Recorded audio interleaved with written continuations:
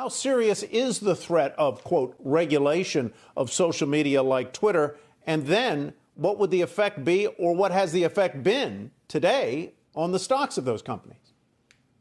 Hey, Tyler, we don't believe it's a big issue. We believe that President Trump has used Twitter 30 times in the last 2 days.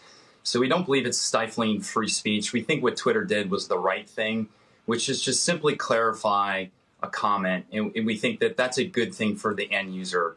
So kudos to Twitter for having a balanced view.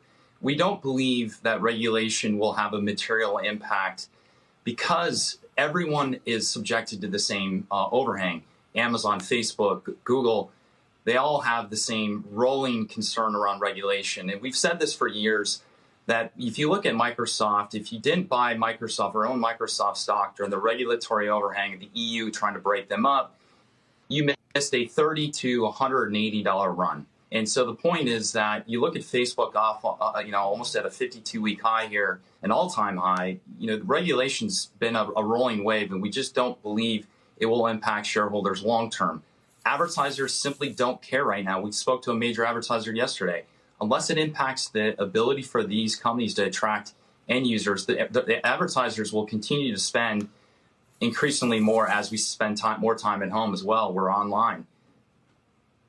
So I take your point, Brent, that over the long run, you're not alarmed that regulation is going to impact these stocks. But today, both Facebook and Twitter are down on a day where the Dow is up and the S&P is kind of flattish. But so do you think today's action in the stock is a reaction to what President Trump said? Just quickly. Well, it's growth off. It's growth to value today. So there's a sector rotation out of high growth. Number one. Number two. Look, there's headline risk. When the president says something, he wants to break these companies up. Right. People will listen.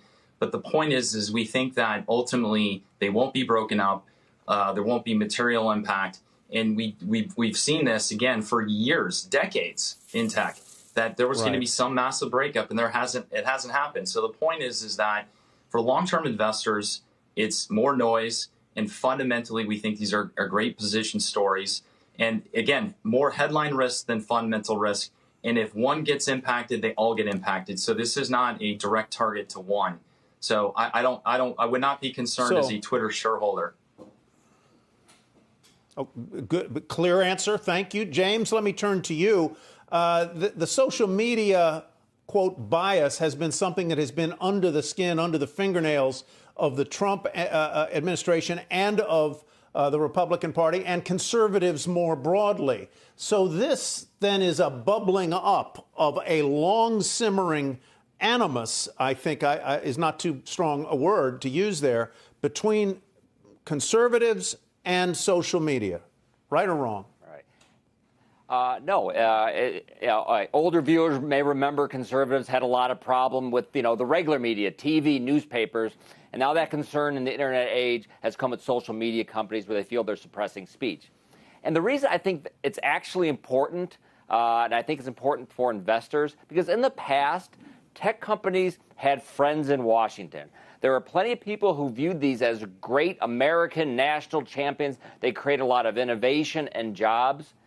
And you would think that if, say, Democrats wanted to raise taxes on Amazon or have some sweeping new privacy regulation, the Republicans might say no. But because of this bias issue, there are far fewer Republicans willing to fight on behalf of these technology companies, whether it's Google or Amazon or Twitter or any of them, because the base Republicans think these companies are against them.